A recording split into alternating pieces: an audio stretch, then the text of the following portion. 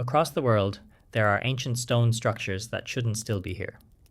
Built without modern tools, without concrete, without machines. Yet many of them have outlasted entire civilizations. They were not built to impress the future, but they continue to challenge it. In this video, we explore prehistoric sites where stone was shaped, placed, and balanced with a level of understanding history rarely talks about.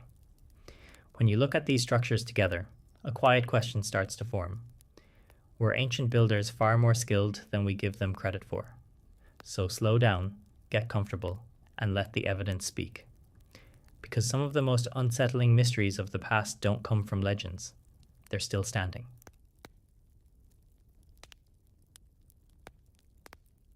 Sarazm. In the wide river plains of northwestern Tajikistan, near the foothills of the Zeravshan Mountains, there is a prehistoric settlement that does not announce itself with towering monuments or dramatic ruins. At first glance, Sarazm appears quiet, low to the ground, almost easy to overlook. But this subtlety is exactly what makes it one of the most important ancient sites in Central Asia. Sarazm is not a city built for display. It is a settlement built for permanence. Dating back more than 5,000 years, Sarazm represents one of the earliest known examples of organized stone-based urban planning in the region. Long before the rise of classical civilizations, and long before writing or formal states, people here were already shaping space deliberately, laying stone foundations, organizing neighborhoods, and managing resources at a scale that suggests long-term stability rather than temporary occupation. What survives today are not walls rising high into the air, but foundations spread carefully across the landscape. Stone outlines mark rooms, courtyards, workshops, and communal areas. These stones were placed not to impress, but to hold weight, define space, and resist time. This distinction matters. Sarazm was built on an open plain, not on a hill or defensive ridge. There are no natural barriers here. That choice tells us immediately that defense was not the primary concern. Instead, the builders prioritized access to water, to trade routes, and to fertile land. The Zeravshan River, flowing nearby, provided more than irrigation. It connected Sarazm to distant regions through movement of goods and people. Archaeological finds show materials at Sarazm that originated hundreds, sometimes thousands of kilometers away. Lapis lazuli, turquoise, copper, and other materials appear here long before large empires controlled trade. Sarazm was not isolated. It was connected. The stone foundations themselves reveal careful planning. Walls are straight, corners are controlled, and room sizes follow consistent proportions. This consistency suggests shared construction methods rather than individual improvisation. Someone understood how wide a wall needed to be. Someone understood how stone behaves when laid over soil. These foundations were not experimental, they were repeatable. Most structures at Sarazm were built using a combination of stone foundations and mud brick walls above.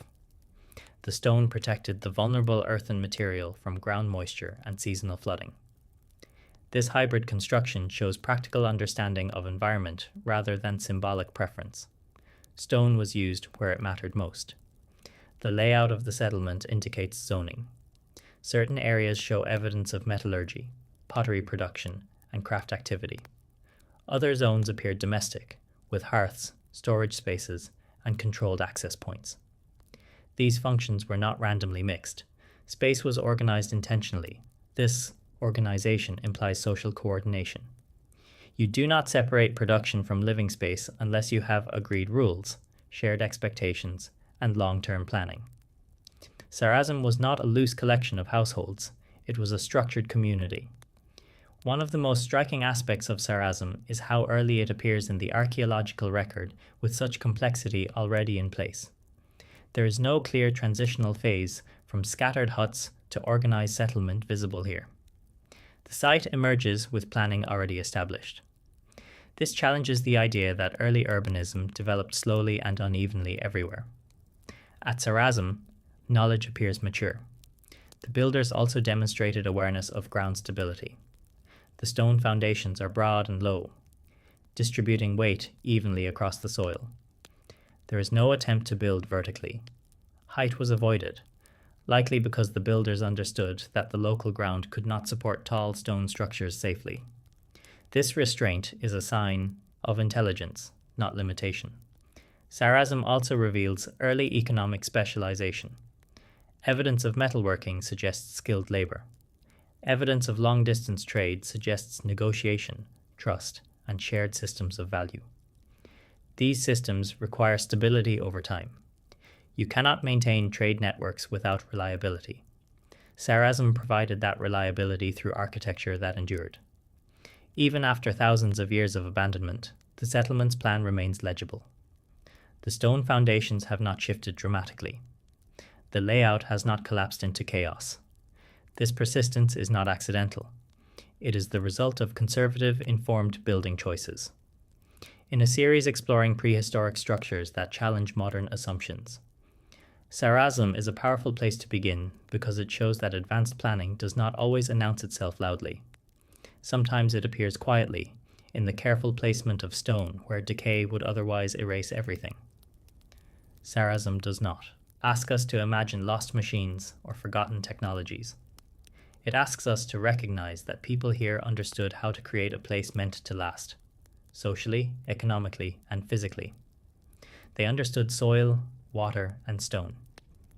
They understood movement and trade. They understood that permanence begins at ground level. Standing among the remains today, there is no sense of ruin fighting against time. Instead, there is a sense of completion. The stones have done their job. They held space long enough for a society to function, grow, and eventually move on. Sarasm was not abandoned because it failed. It was left behind because the world around it changed. And yet, the settlement remains one of the clearest early examples that prehistoric communities were already capable of organizing space with discipline and foresight long before history gives them credit for it. This is where the story begins. Not with monuments reaching for the sky, but with stone laid carefully on the ground, marking the moment when people stopped building only for the present and began building for continuity. Sarasm stands as that moment, quiet, grounded, and still holding its shape, exactly as it was meant to. Selce e Poshtme. In the mountainous interior of eastern Albania, where valleys narrow and stone dominates the landscape, there is an ancient settlement that reveals its intelligence slowly. It does not overwhelm with scale, and it does not rely on monumentality to make its point. Instead, Selka emerges through layers of rock-cut space, terraced ground, and carefully controlled movement, each one reinforcing the idea that this was a place shaped by long-term planning rather than momentary ambition. This is Selka, known today as Selce e Poshtme. Occupied from at least the early Iron Age and later becoming a key center of the Illyrian world, Selka was not built on open land. It was carved into it. The settlement occupies a limestone hillside above the Shkumban River corridor, a natural route connecting the interior Balkans to the Adriatic coast. This location was not chosen for comfort. It was chosen for control. From Selka, movement through the valley could be observed, regulated and influenced. The site sits above key routes without fully exposing itself, balancing visibility with protection. The terrain itself forms the first layer of defense, long before walls or gates appear. What makes Selka exceptional is how architecture and geology are inseparable. Much of the settlement is not constructed in the traditional sense. It is excavated directly from the limestone bedrock. Tombs, chambers, passages, and terraces were cut inward rather than assembled outward. This decision matters. Rock-cut architecture commits builders to permanence. Errors cannot be hidden. Once stone is removed, it cannot be replaced. Every chamber carved into the hillside had to be planned in advance, with an understanding of how the rock would behave under stress. The limestone here is dense but fractured. Cutting too aggressively risks collapse. Cutting too shallow wastes effort. The survival of Selka's carved spaces tells us that the builders understood these limits well. The most well-known features of Selka are its monumental rock-cut tombs, dating to the Illyrian period. These are not simple burial chambers. They are multi-room spaces with carved facades, columns, pediments, and internal divisions, all cut from solid rock. They imitate built architecture, but they outperform it. Unlike freestanding structures, these tombs do not collapse easily. The surrounding rock carries load naturally. Temperature remains stable. Moisture intrusion is limited. The dead were placed in environments designed to endure indefinitely. This choice reflects beliefs about continuity, but it also reflects engineering judgment. Beyond the tombs, the settlement itself reveals careful spatial organization. Terraces were carved into the slope to create level building platforms. These terraces control erosion, stabilize the hillside, and allow construction without excessive vertical walls. Terracing is labor-intensive. It is also one of the most effective ways to make steep terrain habitable over long periods. Stone retaining walls support these terraces, distributing pressure laterally rather than vertically. This reduces the risk of collapse during heavy rainfall or seismic movement. The builders of Selka did not force the hillside into submission. They negotiated with it. Paths through the settlement follow natural contours. There are no straight processional roads imposed on the landscape. Movement bends, narrows, and opens in response to the terrain. This slows travel, controls visibility, and makes access predictable. Architecture here guides behavior quietly. Water management is subtle but essential. Channels cut into stone direct runoff away from living and burial spaces. Surfaces are angled. Natural drainage lines are respected rather than blocked. This attention to water is critical in limestone terrain, where uncontrolled flow can undermine entire slopes. Selka also shows evidence of long-term occupation rather than a single construction phase. Architectural styles overlap. Spaces were reused, adapted, and expanded. New carvings respected older ones, avoiding structural interference. This continuity suggests institutional knowledge. The builders who came later understood the logic of what came before. Selka was not isolated culturally. Its architecture reflects contact with Greek and later Roman worlds, particularly in decorative elements of tomb facades. But these influences were applied selectively. The underlying construction logic remained local. Stone-cut permanence was never abandoned. This selective adaptation tells us that Selka was not imitating foreign models blindly. It was integrating them into a system that already worked. In a series exploring prehistoric and early historic structures that challenge modern assumptions, Selka matters because it shows how complexity can exist without spectacle. There are no massive standing walls dominating the skyline. Instead, strength is embedded into the hillside itself. The settlement does not rise. It holds. Standing at Selka today, the experience is controlled and quiet. The rock absorbs sound. The carved spaces feel protected rather than enclosed. You become aware of the slope beneath your feet and the stone around you. This awareness was likely intentional. Selka was a place where movement, visibility, and access were never accidental. Every carved chamber, every terrace, every path reflects accumulated knowledge passed through generations. The settlement was not abandoned because it failed structurally. It declined as political and economic centers shifted elsewhere. When the routes it controlled lost importance, Selka no longer needed to be maintained. The stone, however, did not care. It remained.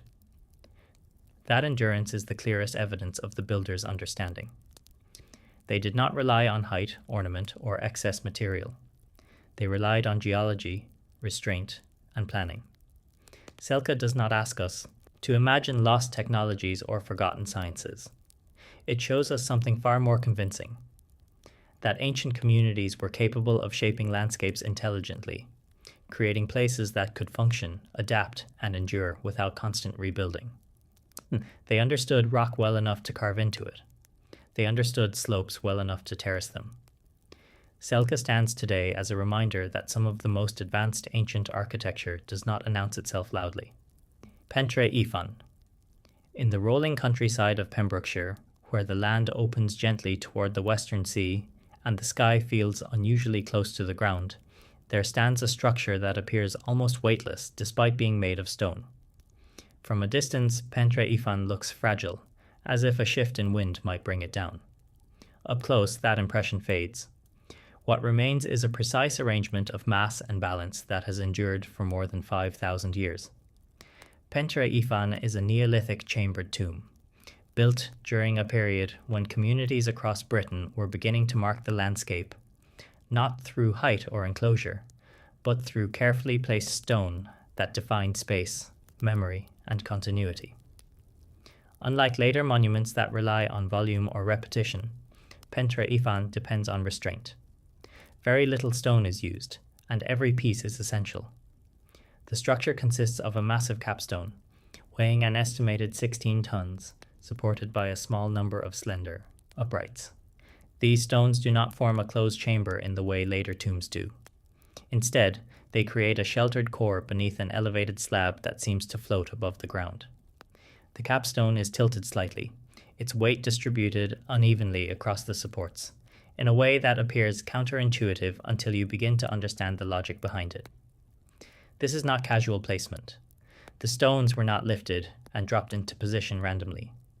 Each supporting stone was shaped and set to receive load at a specific angle, allowing the capstone's mass to transfer downward without concentrating pressure at a single point.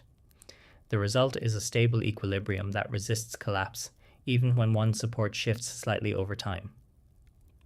The builders of Pentre Ifan understood something fundamental about stone and gravity.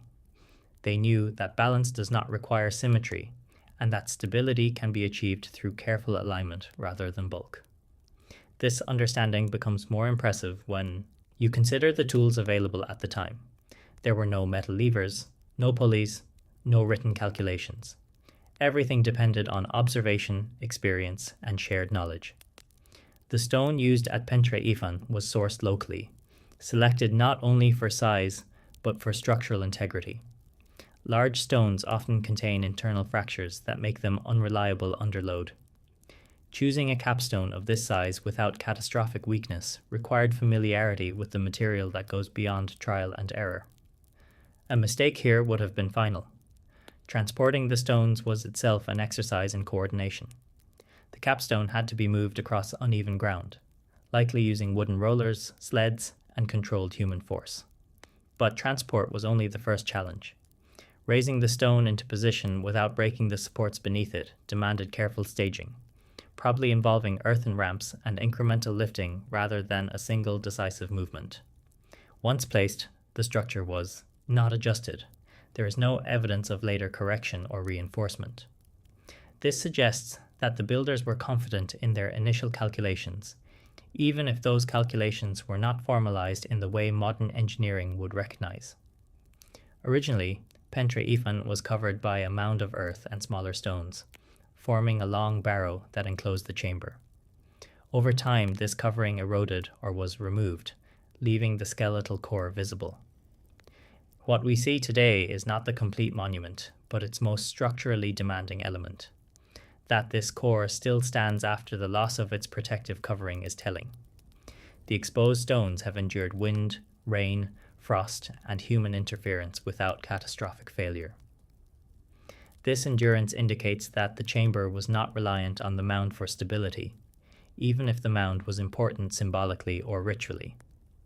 The stone arrangement itself was capable of standing alone.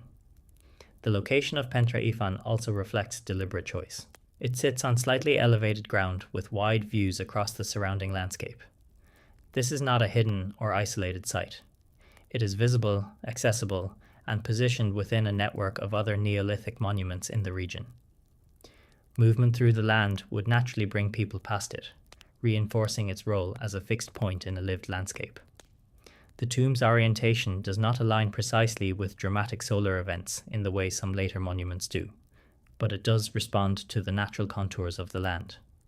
The structure feels placed rather than imposed, as if it belongs to the terrain rather than standing apart from it. This sense of belonging is important. The builders were not trying to dominate the landscape. They were integrating memory into it. Inside the chamber, space is limited. This was not a place for large gatherings or repeated occupation. It was a controlled environment, likely used intermittently for burial or ritual acts that emphasize transition rather than permanence. The architecture supports this interpretation. The chamber is sheltered but open, defined but not enclosed. This openness suggests that visibility mattered. The act of placing the dead here was not meant to be hidden completely from the living world. Instead, it allowed a continued relationship between the two, mediated by stone rather than separation. From an engineering perspective, the most striking aspect of Pentre Ifan is how little redundancy it contains. There are no extra supports, no unnecessary stones. If one upright were removed, the structure would fail. This tells us that the builders were not compensating for uncertainty by adding mass. They were confident enough to build exactly what was needed, and no more. That confidence implies a tradition of knowledge. Pentre Ifan was not the first structure of its kind. It belongs to a broader tradition of chambered tombs across Britain and Ireland, but it represents a particularly refined example. The design shows familiarity with what works and what does not, suggesting that earlier attempts informed later precision. The stones themselves carry evidence of shaping, but not refinement for appearance's sake. Edges are controlled where they meet other stones, but surfaces are left largely natural. The builders prioritized function over finish. This is a recurring theme in prehistoric stone architecture. Aesthetic decisions are secondary to structural behavior. Standing at Pentre Ifan today, the scale becomes clear only when a person stands beneath the capstone. The stone does not overwhelm through size alone. It overwhelms through improbability. It looks like it should not work, and yet it does. This tension between appearance and reality is what gives the site its enduring power. The structure does not invite explanation through myth or speculation. It invites examination. Everything necessary to understand its survival is visible in the stone itself. The angles, the contact points, the distribution of mass all tell the same story. This was built by people who understood what they were doing. In a series exploring prehistoric structures that challenge modern assumptions, Pentre Ifan is essential because it demonstrates that sophisticated engineering does not always announce itself through complexity or scale. Sometimes it appears as restraint, as the courage to trust material and knowledge enough to remove everything unnecessary. The tomb does not rely on mystery to endure. It relies on balance. That balance has outlasted the culture that created it, the mound that once covered it, and the countless changes to the surrounding landscape. Pentre Ifan remains because it was built correctly the first time. The builders did not push the stone beyond its limits. They worked within them, Mooghan Hill Fort. Rising gently above the lowlands of County Clare, overlooking the broad waters of the Shannon estuary, there is a hill whose importance is not immediately obvious from a distance. It does not dominate the horizon in the way later stone castles do, and it does not announce itself with towering walls or dramatic silhouettes. Instead, Mooghan Hill Fort reveals its significance through scale, repetition, and patience. Mooghan is one of the largest hill forts in Ireland, and its defining feature is not a single wall, but a system of massive stone ramparts that encircle the hill in multiple concentric lines. These ramparts do not rely on height alone. They rely on depth, width, and persistence, turning the entire hill into a controlled architectural surface. The fort dates primarily to the Late Bronze Age, a period often underestimated in terms of large-scale construction. Yet Mooghan challenges that assumption immediately. The ramparts stretch for kilometers, built from stone gathered, transported, and placed by hand. This was not a defensive gesture meant to impress at a distance.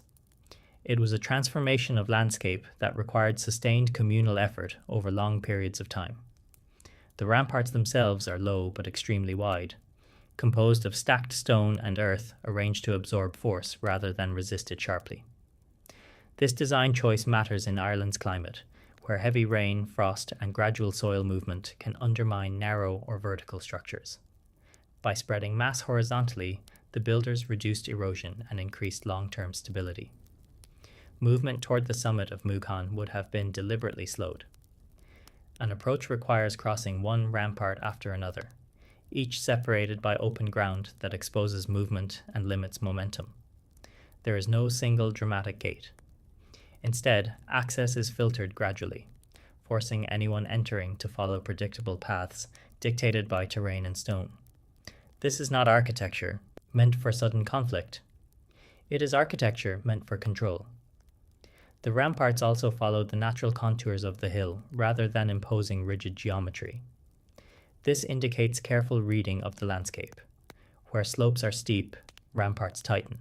Where the land flattens, they broaden. The builders adapted continuously rather than forcing uniformity. Stone selection reflects the same logic. Large stones anchor the bases, while smaller material fills gaps and stabilizes mass. There is no attempt at fine masonry or visual refinement. The stones were placed for behavior under pressure, not appearance. Inside the innermost enclosure, the summit offers wide visibility across the surrounding region. From here, movement along the Shannon corridor would have been visible long before arrival. This elevated position reinforces the idea that Mughan functioned as a regional center rather than a simple refuge. Archaeological evidence suggests that the hill fort was not occupied densely at all times. Instead, it may have served as a gathering place, a ceremonial center, or a symbol of territorial control that did not require constant habitation. The scale of the rampart suggests collective identity rather than private defense. This interpretation aligns with one of the most remarkable discoveries associated with Mughan, the Mughan Hoard, a massive cache of Bronze Age gold objects found nearby. While not part of the ramparts themselves, the hoard indicates extraordinary wealth and social complexity in the region during the same period. You do not build ramparts like these unless you have something worth protecting, even if that protection is symbolic as much as physical. The hill fort's design also suggests an understanding of time. These ramparts were not meant to repel siege engines or organized armies. They were meant to endure seasonal cycles, generational change, and gradual shifts in social structure. The builders accepted that walls would soften, stones would settle, and edges would blur. They built for that reality. As centuries passed, the ramparts did not collapse into failure. They aged into the hill itself. Today, they appear almost natural, their lines softened by grass and weather. But their scale remains unmistakable when seen from above. This blending with the landscape is not accidental. It is the result of building with the land rather than against it. Mughan does not stand apart from its environment. It reshapes it just enough to guide movement, perception, and memory. In a series exploring prehistoric structures that challenge modern assumptions, Mughan Hill Fort matters because it demonstrates that monumentality does not always come from verticality or stone refinement. Here, power is expressed through repetition and endurance rather than spectacle. The builders understood that stone does not need to rise high to be effective. It needs to be placed where time cannot easily remove it. Mughan was eventually abandoned not because its ramparts failed, but because social and political centers shifted elsewhere. When the hill no longer needed to serve as a focal point, maintenance ceased. The structure was allowed to become part of the landscape again. That transition did not erase it. The ramparts remain readable because their logic was sound. They were never pushed beyond material limits. They were never dependent on constant repair to function. Standing on the slopes of Mughan today, the experience is subtle. You do not feel enclosed. You feel guided. The hill still controls movement, still defines space, still shapes how the land is experienced. That is the lasting achievement of this place. Mughan Hill Fort does not ask us to imagine lost technologies or unknown builders. It shows us something quieter and more convincing, that Bronze Age communities in Ireland were capable of organizing labour, material and landscape at a scale that required long-term thinking and shared purpose. They understood stone well enough to spread it instead of stacking it. They understood land well enough to follow its contours instead of fighting them. They understood time well enough to build something that could slowly disappear without ever truly being gone. Mughan remains not as a ruin struggling against erosion, but as a landscape that still remembers what it was shaped to do. And in that memory, it continues to challenge the idea that prehistoric architecture was simple, temporary, or unsophisticated. Here, stone was not used to rise above the land. it was used to become part of it. Glenrowan Portal Tomb. In the quiet uplands of Northern Ireland, where fields rise gently into open hills and stone appears naturally beneath the grass, there is a prehistoric structure that seems to exist in a permanent state of tension. Glenrowan Portal Tomb does not overwhelm through size or enclosure. Instead, it holds attention through balance, a balance so precise that it continues to feel improbable even after thousands of years. Portal tombs are among the earliest monumental stone structures in Ireland, dating to the Neolithic period, when communities were beginning to shape the land with intention rather than necessity alone. Glenrowan belongs to this tradition, but like many of the most enduring prehistoric sites, its importance lies not in ornament or scale, but in the clarity of its structural logic. The tomb is defined by a massive capstone supported by tall portal stones at the front and additional uprights at the rear, forming a chamber that once lay beneath an earthen mound. Today, the mound is gone, leaving the skeletal stone core exposed to weather, time, and gravity. What remains is the most structurally demanding part of the monument, and the fact that it still stands tells us almost everything we need to know about how it was built. The capstone dominates the structure. It is thick, irregular, and heavy, yet it appears to rest lightly on the stones beneath it. This illusion of weightlessness is created by careful placement rather than chance.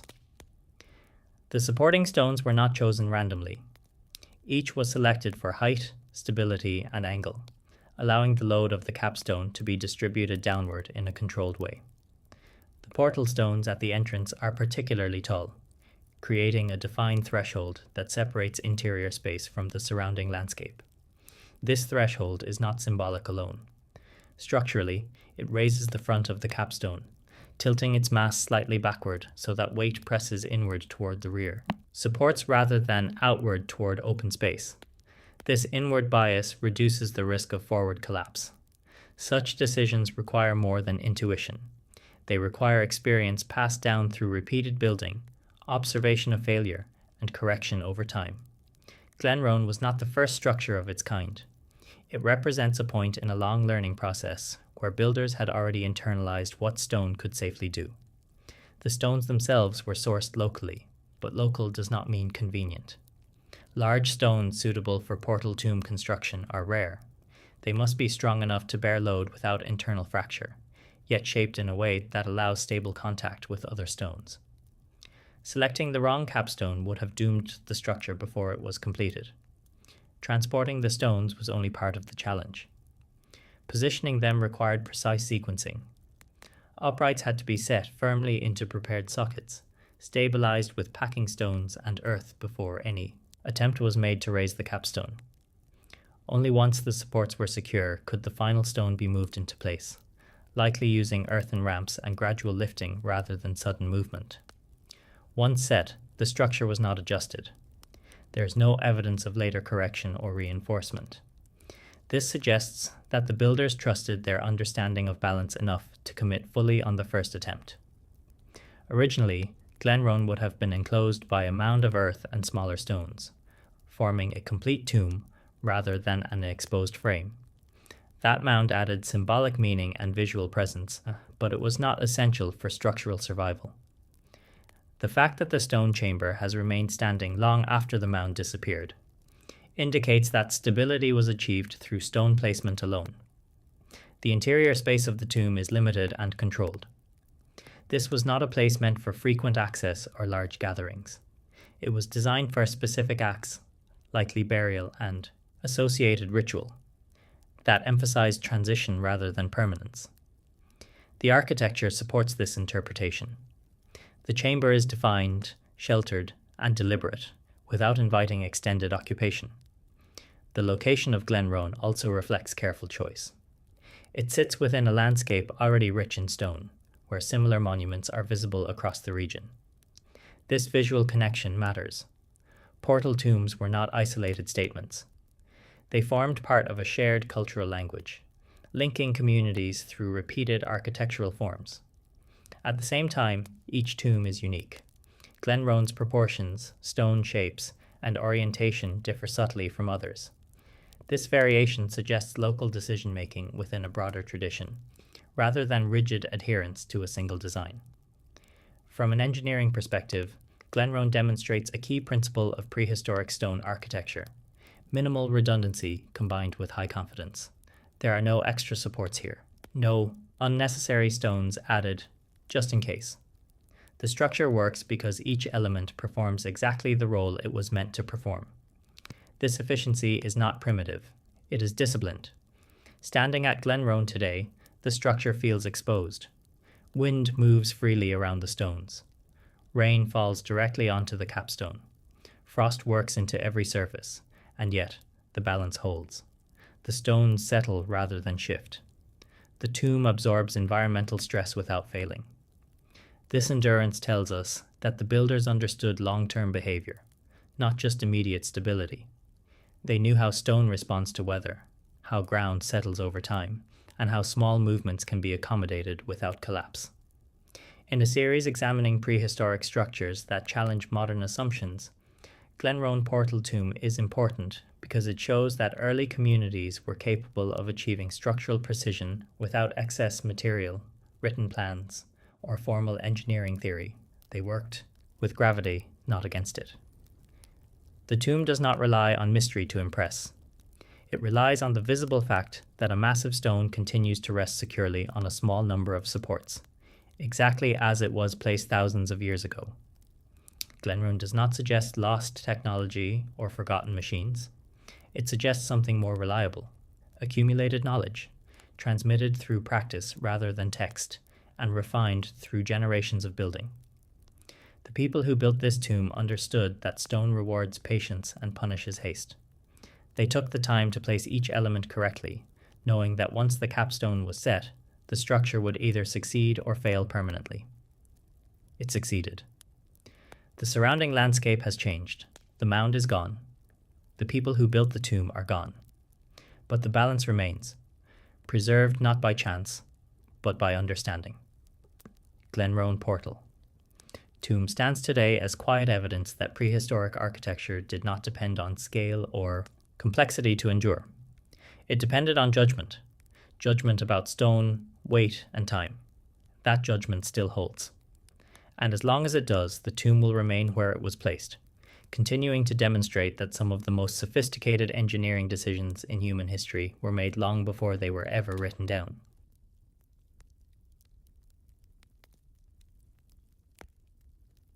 Arbor Low. High on the limestone plateau of the Peak District, where the land opens into broad skies and the ground feels ancient underfoot, there is a Neolithic monument that does not rely on vertical drama to define its presence. Arbor Low does not rise sharply from the landscape.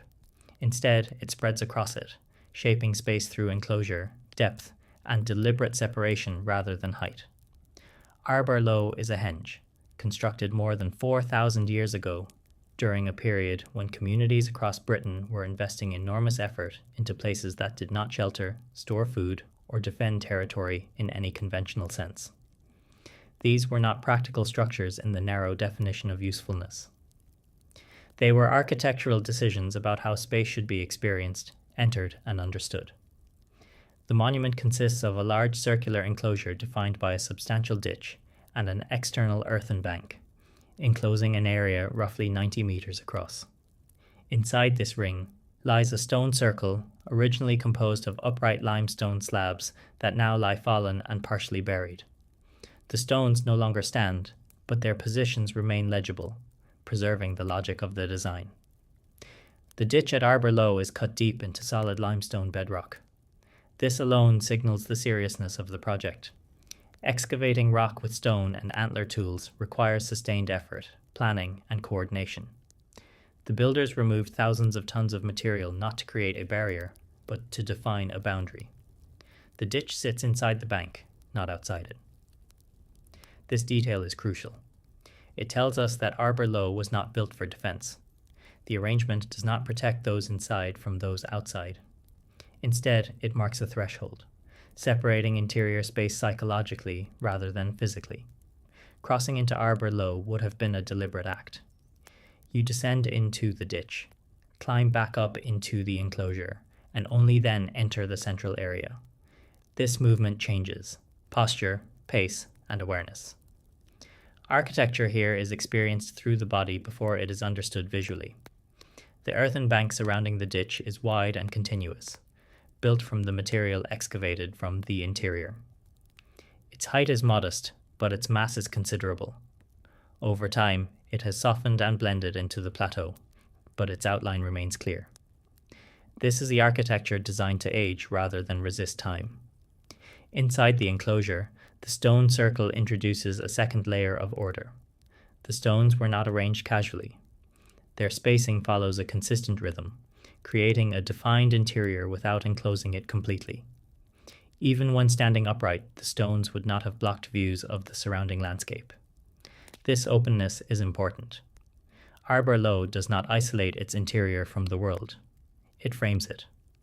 The stones themselves are limestone slabs sourced locally, shaped minimally, and placed with care. Limestone weathers differently from harder igneous stone, and the builders appear to have accepted this. The stones were not chosen for permanence in the way granite might be. They were chosen for availability and suitability within the broader design. The fact that the stones have fallen does not indicate failure. Their collapse likely occurred gradually over centuries, possibly influenced by soil movement, frost action, or later human interference.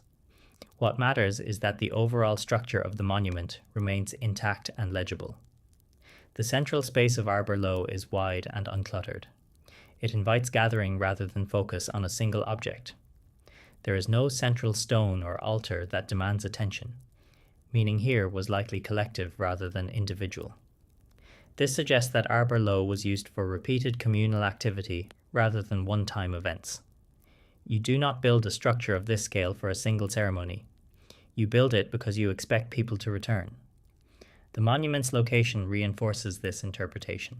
Arbor Low sits within a landscape already rich in prehistoric activity, connected by trackways and sightlines to other significant sites. Movement through the Peak District would naturally bring people close to it, making it a recurring point of reference. From a construction standpoint, the most striking feature of Arbor Low is its restraint. The builders did not overbuild. The ditch is deep enough to define space, but not so deep that collapse becomes inevitable. The bank is wide enough to endure, but not so steep that erosion accelerates. Every decision reflects an understanding of material limits. The enclosure also demonstrates knowledge of geometry without reliance on formal measurement. Achieving a near-circular ditch of this size requires repeated checking and correction. Errors compound quickly in large circles, yet Arbor Low maintains consistency throughout. This implies shared methods and collective oversight rather than individual improvisation. Standing within Arbor Low today, the experience is subtle. Wind moves freely. Sound disperses gently. The surrounding hills remain visible.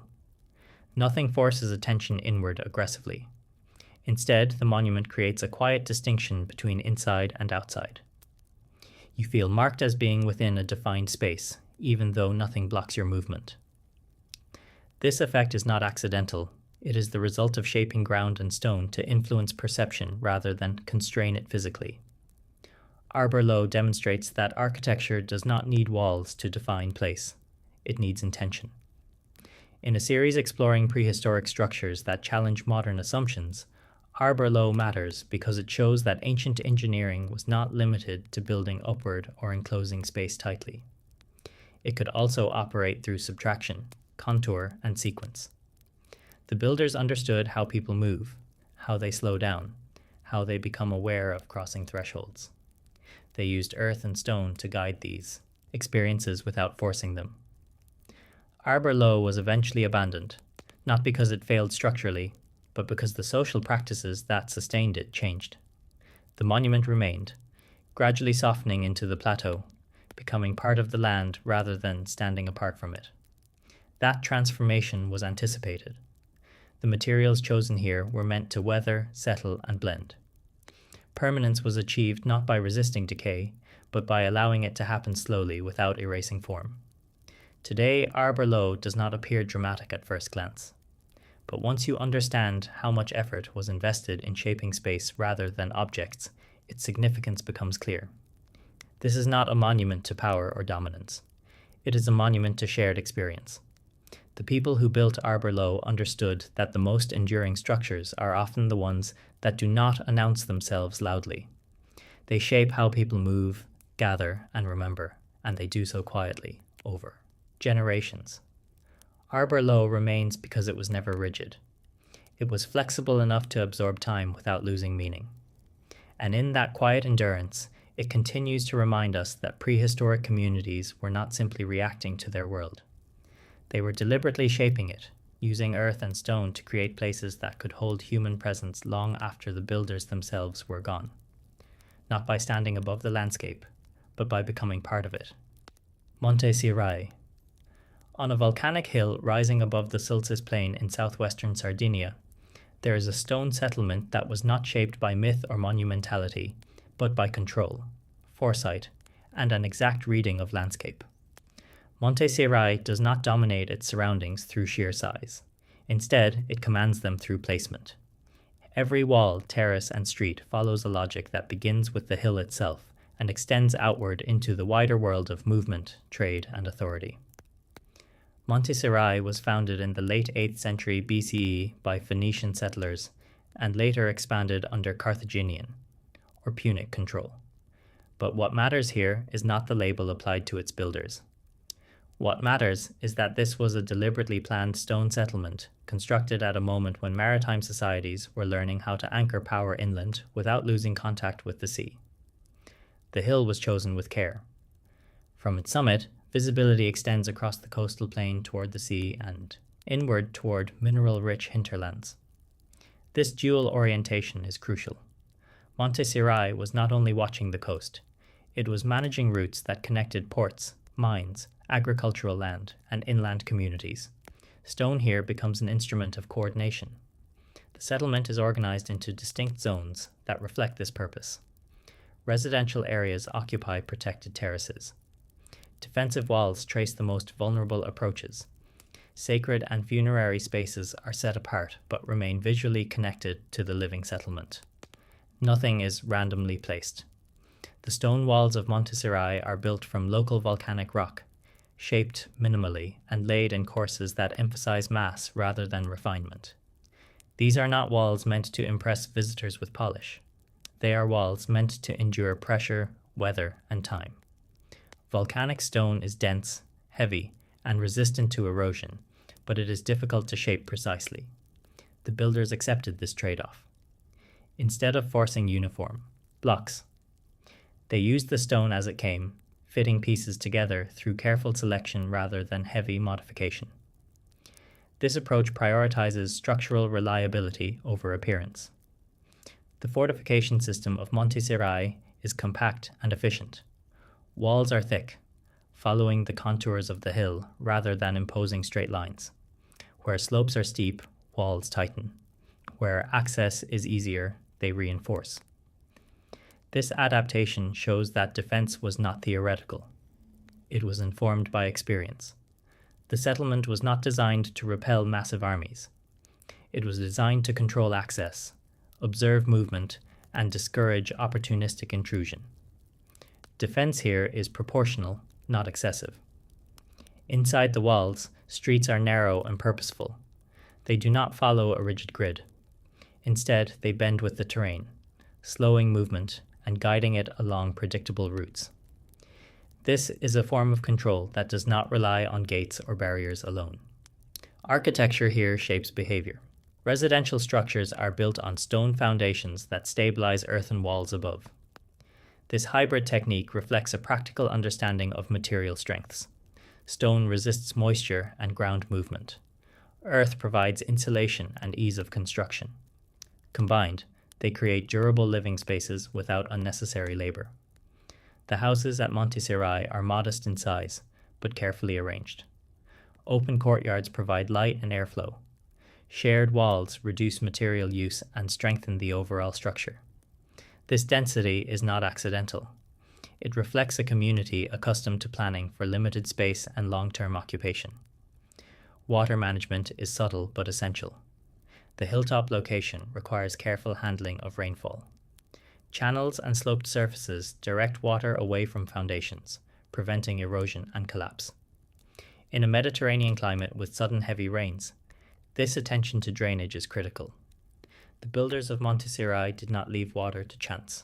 The necropolis of Monte Sirai lies just beyond the settlement, carved into rock and arranged deliberately along approach routes. This placement reinforces the idea that the boundary between living and dead was not meant to be invisible. The dead remained part of the settlement's spatial logic. Stone here carries memory as well as load. What makes Monte Sirai particularly important in a series examining prehistoric and early historic stone settlements is its clarity. This is not a place shaped gradually through centuries of unplanned growth. It was founded with intention, expanded with restraint, and maintained with consistency. Each phase respected the logic of the previous one. Even when Carthaginian influence introduced new architectural elements, the underlying structure of the settlement remained intact. Walls were reinforced rather than replaced. Streets were extended rather than erased. The hill's original logic was never abandoned. This continuity suggests institutional knowledge rather than individual decision-making. Monte Sirai was not dependent on a single ruler or moment of ambition. It was maintained by systems. The eventual abandonment of the settlement was not caused by architectural failure. Political and economic centers shifted. Trade routes changed. The hill no longer served the role it once had. The stone, however, remained capable. Today, walking through Monte Sirai, the settlement feels controlled but not oppressive. The walls define space without enclosing it completely. Views open outward at deliberate points. The landscape remains present. This balance reflects a society that understood how to anchor itself without isolating itself. Monte Sirai does not rely on mystery or speculation to be compelling. Its intelligence is visible in how efficiently it uses stone, how carefully it occupies terrain, and how consistently it manages movement and access. In a broader narrative about ancient structures that challenge modern assumptions, Monte Sirai demonstrates that advanced planning does not always appear as monumental scale. Sometimes it appears as economy of effort, clarity of layout, and respect for the land being occupied. The builders here did not seek to overpower the hill. They used it. They read its slopes, its sightlines, its limits, and they placed stone only where it would continue to matter long after their presence ended. Monte Sirai stands today not as a ruin struggling against time, but as a settlement whose logic is still legible. Walls still trace intent. Streets still guide movement. Foundations still hold shape.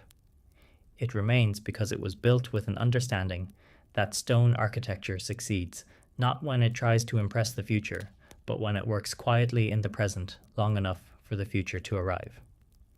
And in that quiet endurance, Monte Sirai continues to show that ancient societies were fully capable of shaping land, stone, and social space into systems that lasted precisely because they did not demand more than the material could give. Rathgall. On a low rise overlooking the rolling landscape of County Wicklow, there is a prehistoric fort that reveals its sophistication gradually rather than all at once.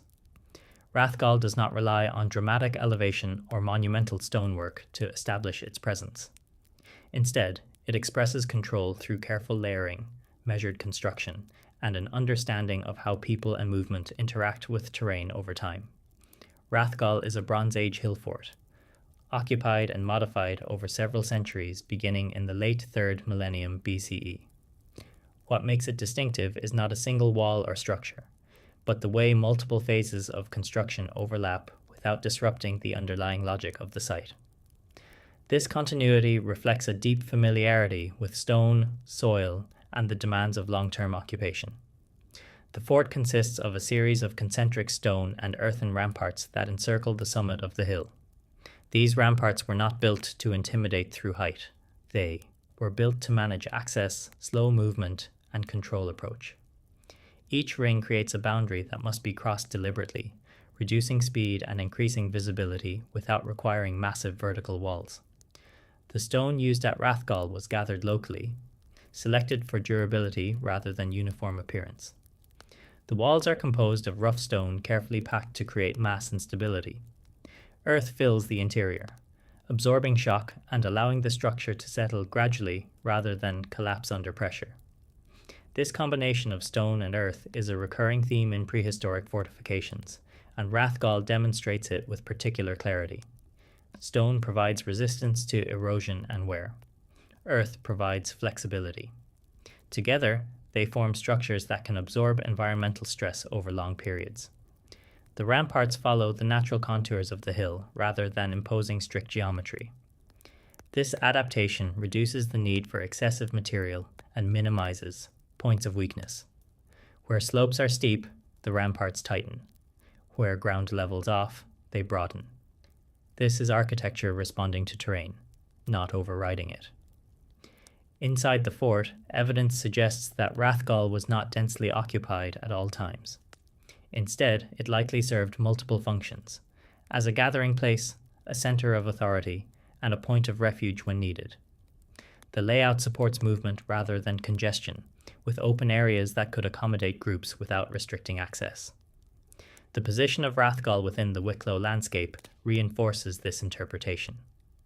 From the summit, visibility extends across a wide area, including routes that would have been important for trade and seasonal movement. This vantage point allowed monitoring without isolation. Rathgall was connected, not remote. The fort also shows signs of careful phasing. Later modifications reinforce earlier walls rather than replacing them. This respect for existing structures suggests that the builders understood which elements were functioning well and which needed adaptation. They did not rebuild unnecessarily. This selective reinforcement reflects confidence rather than uncertainty. The stonework itself is utilitarian. There is no attempt at fine masonry or decorative detail. Stones are placed where they contribute to mass and stability, not where they create visual symmetry. This restraint is characteristic of construction aimed at endurance rather than display. Water management is integrated subtly into the design. The slope of the hill naturally sheds water away from the interior, and the ramparts are positioned to avoid trapping runoff. In Ireland's wet climate, this consideration is essential. Poor drainage would have undermined the fort quickly. Rathgall survives because water was managed before it became a problem. From an engineering perspective, the most important feature of Rathgall is its balance between permanence and adaptability. The fort was built to last, but not to remain static.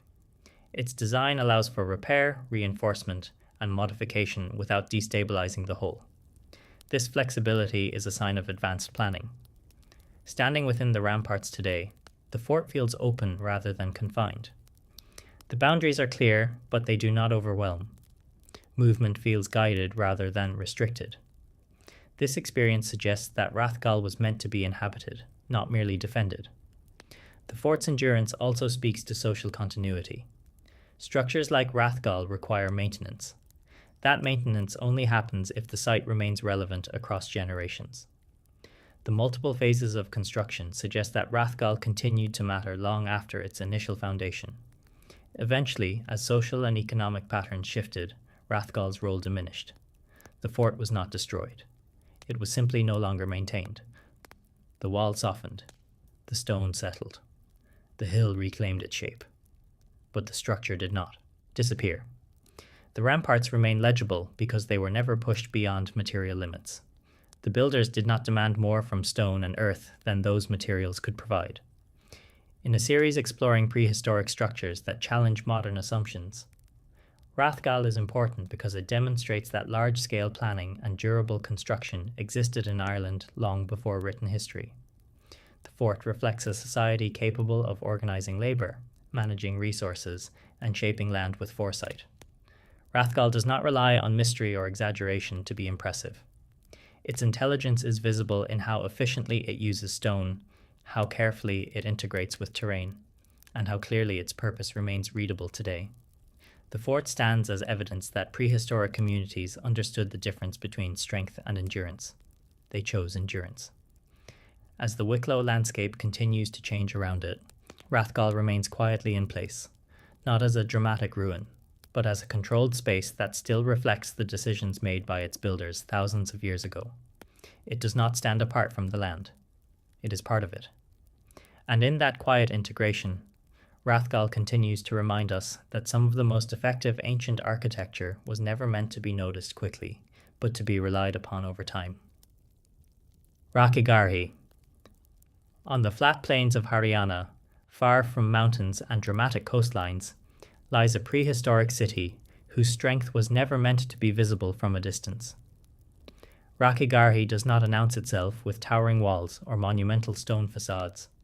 Instead, its intelligence is embedded at ground level, in stone platforms and foundations designed to support life quietly, predictably, and over long spans of time. Rakhigarhi is one of the largest known sites of the Indus Valley Civilization, dating back more than 4,000 years. While much attention has been given to Indus cities like Mohenjo-daro and Harappa, Rakhigarhi reveals the same architectural logic with a clarity that is especially instructive. Because what survives here is not spectacle, but structure. The defining feature of the site is its system of raised stone and brick platforms. These platforms were not decorative bases for monuments. They were functional architectural solutions to a landscape shaped by seasonal rivers, shifting water tables, and monsoon flooding. In this environment, building directly on the soil would have guaranteed decay. The builders of Rakhigarhi chose elevation over height. By raising structures on broad platforms, they created stable surfaces that resisted water infiltration and soil movement. The platforms are wide and low, spreading weight evenly rather than concentrating it. This approach minimizes cracking, settlement, and collapse over time. Stone was used strategically, often in combination with baked brick. Stone provided durability at the base, where moisture and pressure were greatest. Brick allowed for precision and ease of replacement above. This hybrid construction reflects an advanced understanding of material strengths rather than reliance on a single technique. The layout of Rakhigarhi shows deliberate zoning. Residential areas, craft zones, storage spaces, and public structures were separated but connected through controlled pathways. These zones rest on carefully prepared platforms, ensuring that activity could continue even during seasonal flooding. This planning was not reactive, it was anticipatory. Drainage is central to the design. Channels run alongside platforms, guiding water away from buildings and toward designated outflow areas. These drains are not shallow trenches. They are engineered conduits, lined and covered where necessary, designed to function repeatedly without clogging. Water here is treated as a predictable force, not an emergency. The platforms themselves show consistency in proportion and orientation. This suggests standardized planning rather than ad hoc construction. Builders were following shared rules about height, width, and spacing. Such standardization implies central coordination and collective agreement. Rakhigarhi was not a collection of independent houses. It was a city operating as a system. One of the most revealing aspects of the stone platforms is their adaptability. Evidence shows that structures were rebuilt, repaired, and modified over time without dismantling the underlying platforms. This means the platforms were designed to outlast the buildings they supported. This is long-term thinking in its purest form. The platforms also create subtle hierarchy. Larger, more elevated platforms support public or administrative buildings. Smaller platforms support domestic spaces. These differences are not dramatic, but they are consistent, reinforcing social organization without overt displays of power. Architecture here communicates order quietly. Unlike many later civilizations, the Indus builders did not express authority through massive temples or palaces. Instead, they expressed it through reliability. Streets align, platforms hold, drains work, life continues. Stone plays a supporting role rather than a dominant one, and that is precisely why it matters. The choice to use stone at critical points shows restraint. Stone is difficult to quarry and transport in a flat, alluvial plain. Using it everywhere would have been inefficient. Using it only where necessary reflects judgment. The builders understood cost. From an engineering perspective, the most striking feature of Rakhigarhi's platforms is how well they manage time. Seasonal flooding, soil expansion, and human activity all place stress on ground-level structures. The platforms absorb these stresses gradually, preventing sudden failure. This is architecture designed for continuity rather than resilience alone. Standing at Rakigari today, the ruins appear low and fragmented. Walls barely rise. Platforms blend into the earth. But once the plan is understood, the sophistication becomes clear. The city was never meant to impress the eye. It was meant to function reliably across generations.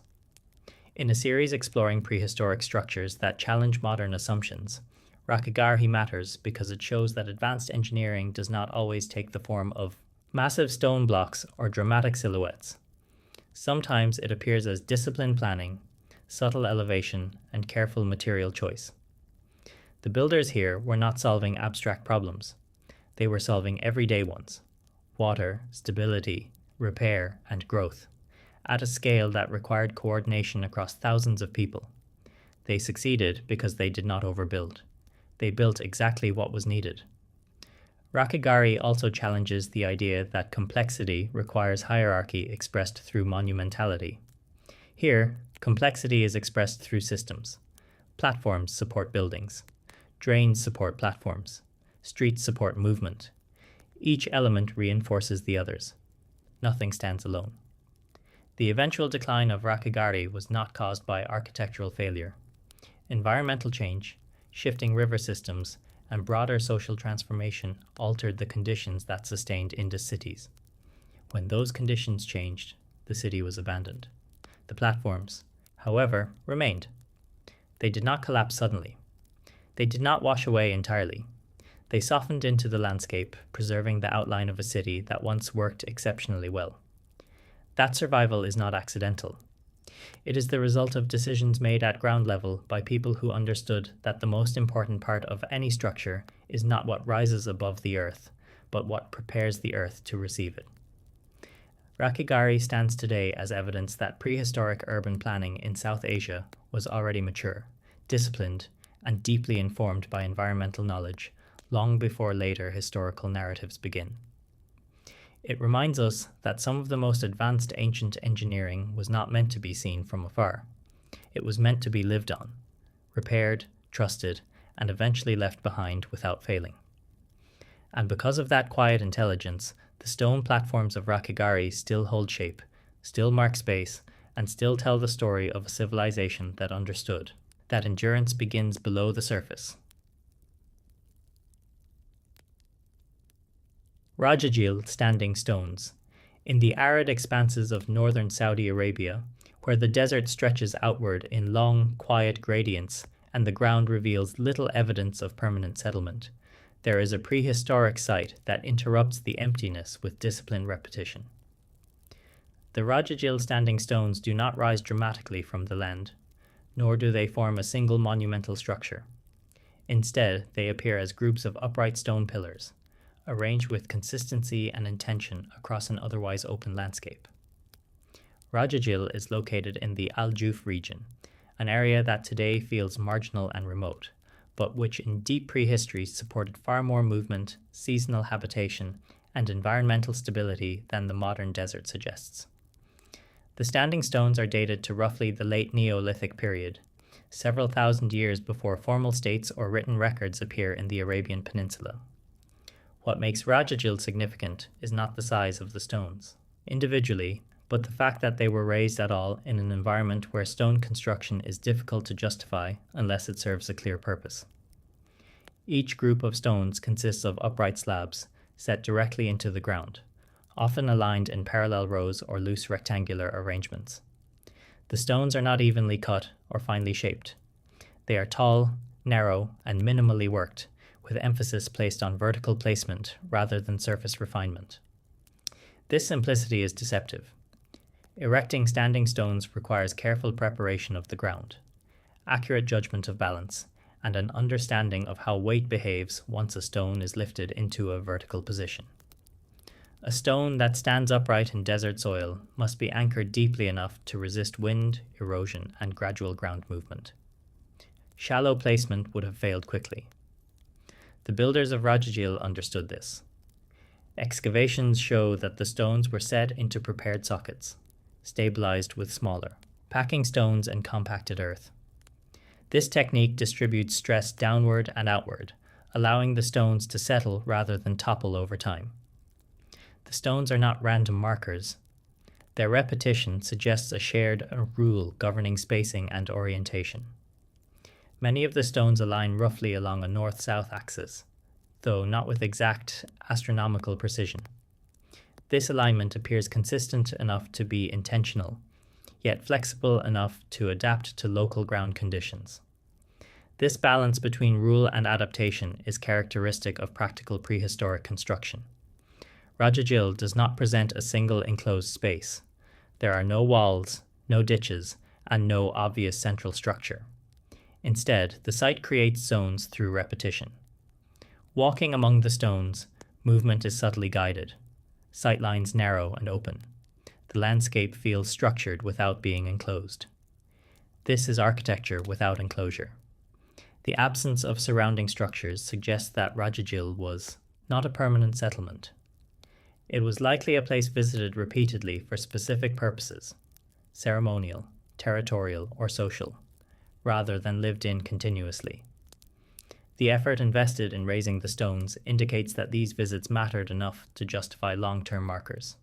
Stone here serves memory rather than shelter. The choice of stone itself is telling. The slabs were sourced locally, selected for height and durability rather than ease of transport. Desert stone is often fractured and unpredictable. Selecting pieces that could stand vertically without splitting required familiarity with the material. This familiarity implies long-term interaction with the landscape rather than opportunistic use. One of the most important aspects of Rajagil is how it challenges assumptions about early Arabian societies. For a long time, the region was seen primarily as a corridor for movement rather than a place of sustained cultural expression. Rajagil contradicts that view. The standing stones indicate planning, coordination, and shared intention over extended periods. You do not erect repeated stone markers unless you expect people to return. The site also reflects an understanding of visibility. The stones are tall enough to be seen from a distance, but not so tall that they dominate the horizon. They mark presence without overwhelming the land. In a flat or gently rolling desert environment, even modest vertical elements become significant reference points. This suggests that Rajagil may have functioned as a landmark, a gathering place, or a boundary marker within a wider network of movement across the region. Environmental conditions would have shaped every decision. Wind erosion, temperature extremes, and shifting sand place constant stress on upright stones. The fact that many of the Rajagil stones remain standing today indicates that they were placed with sufficient depth and stability to absorb these forces gradually rather than resist them rigidly. Flexibility again becomes strength.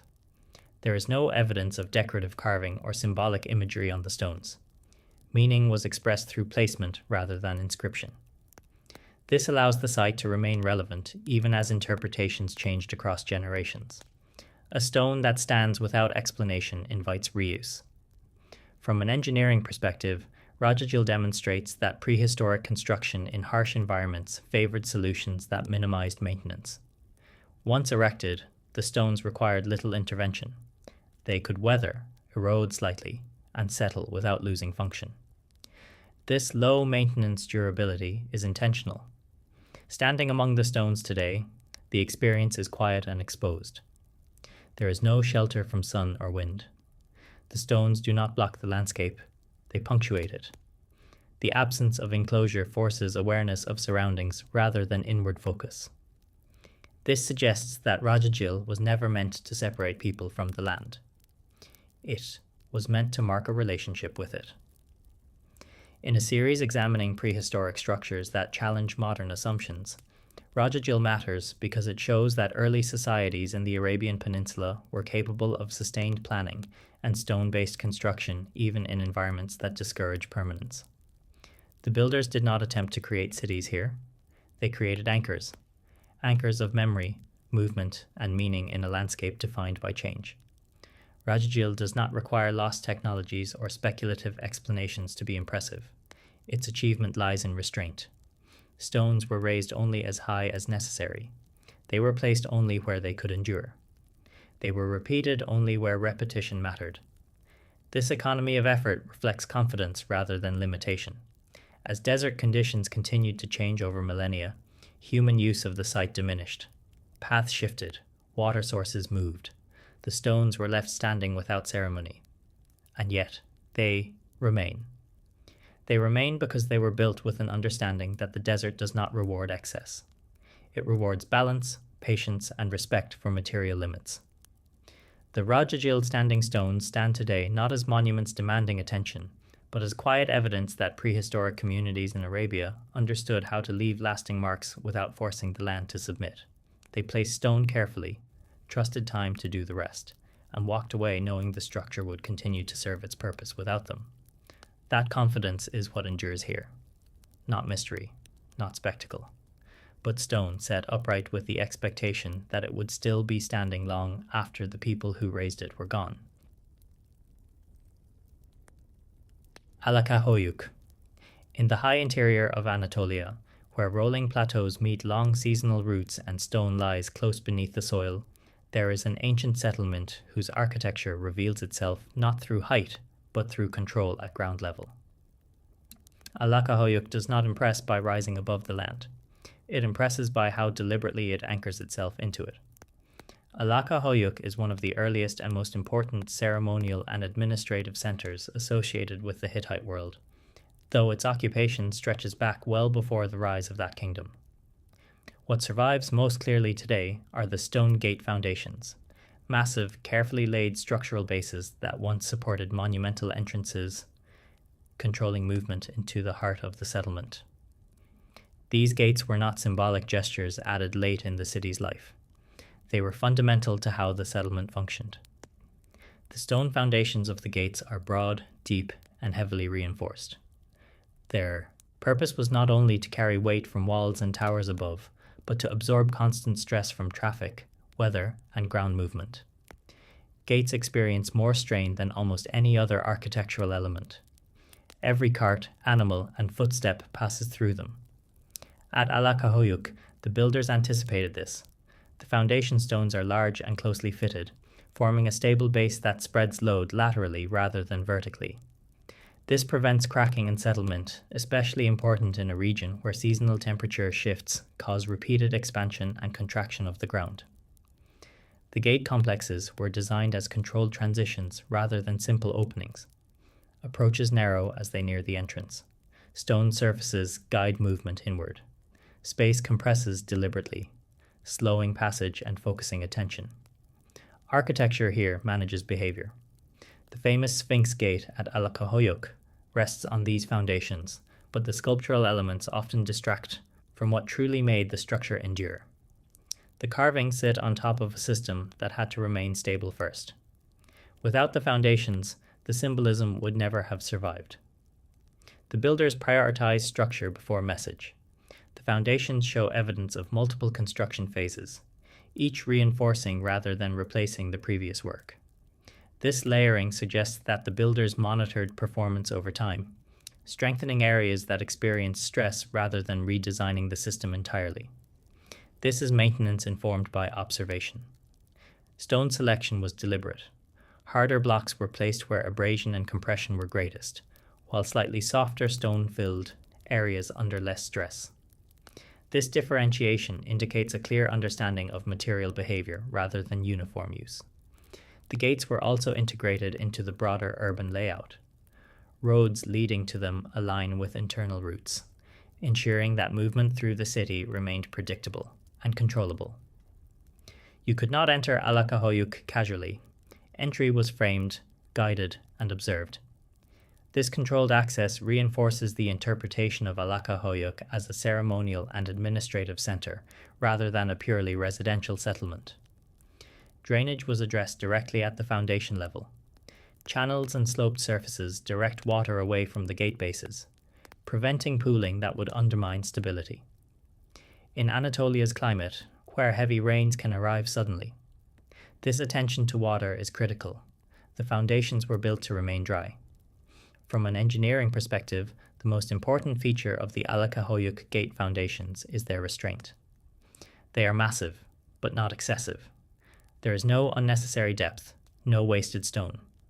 The builders placed exactly as much material as needed to ensure endurance under repeated use. This efficiency reflects experience. The gates also functioned symbolically, but symbolism was layered onto structural success rather than substituted for it. The builders did not assume that meaning alone could justify failure. The stone had to hold first. Over centuries, political power shifted, and Alakahoyuk's role changed. Upper structures collapsed or were dismantled. Decorative elements fell, but the gate foundations remained in place, continuing to define the city's entrances long after their original purpose faded. That persistence is not accidental. It is the result of understanding where architecture truly begins. In a series exploring prehistoric and early historic structures that challenge modern assumptions, Alakahoyuk matters because it shows that ancient builders placed their greatest intelligence where it is least visible.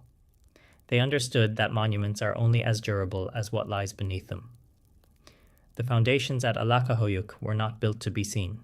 They were built to be trusted. Standing at the site today, you are drawn not upward, but downward, to the weight of stone at your feet, to the width of the base, to the clarity of intention still readable in the ground.